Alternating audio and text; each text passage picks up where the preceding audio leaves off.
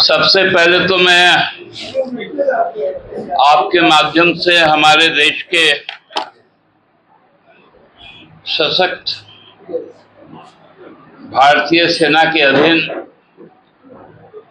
भारतीय वायुसेना को बहुत बहुत धन्यवाद और आभार प्रकट करता हूं। भारतीय वायुसेना ने एक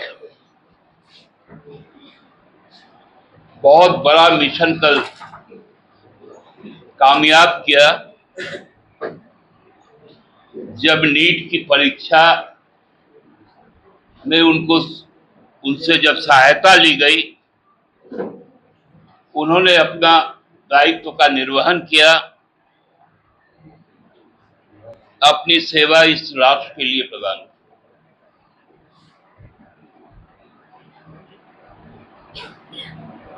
और मैं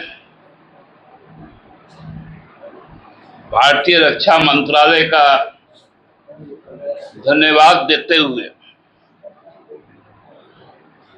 भारत के मानव संसाधन मंत्रालय को अपनी ओर से और अपनी पार्टी की ओर से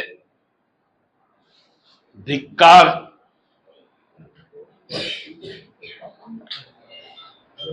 करता हूं। एक अगस्त परीक्षा के लिए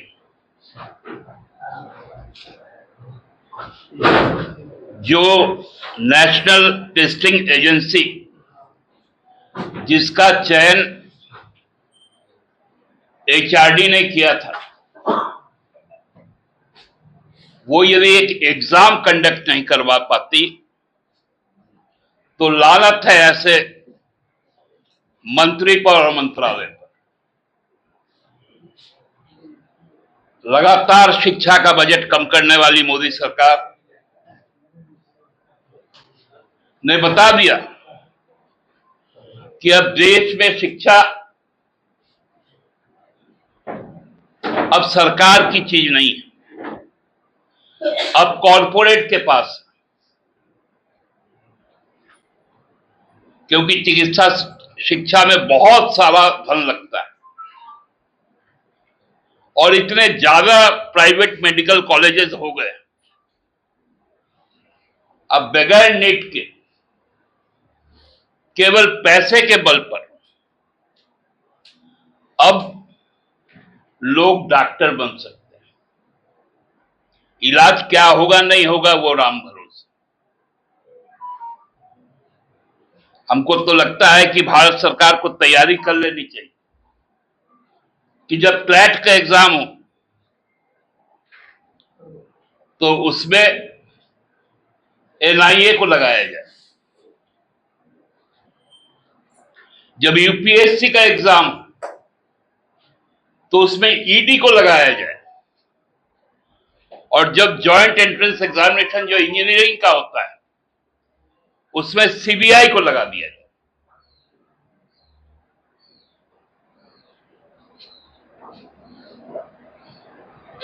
ये कभी किसी देश में हुआ है क्या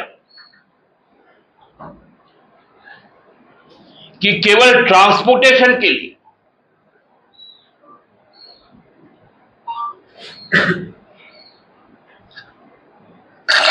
सेना का उपयोग तब होता है डोमेस्टिक ग्राउंड में जब इमरजेंसी की स्थिति आती है, मतलब आपदा कोई आता है।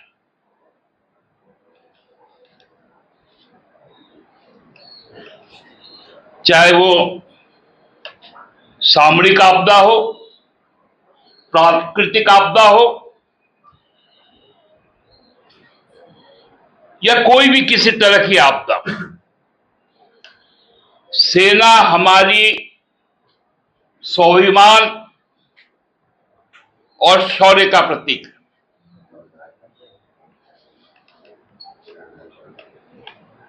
आप उनको यदि इस तरह से व्यवहार करेंगे, हमको लगता है कि भारत सरकार का यह निर्णय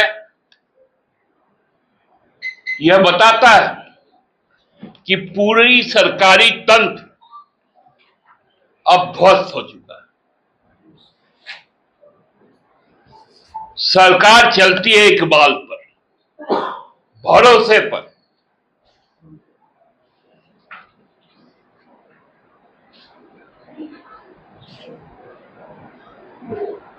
अभी तो परीक्षा संपन्न हुआ है। पिछले बार भी जब परीक्षा हुई थी मई में,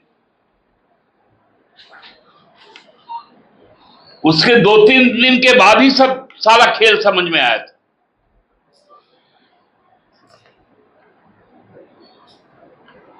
मैं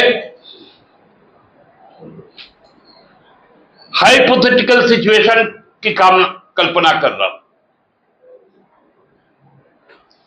कि मान लीजिए यदि 2-3 दिन के बाद कुछ वैसी बात आ जाती है, तो क्या उसका दोष हम सेना को दे सकते हैं, भारतीय वायुसेना को दे सकते हैं?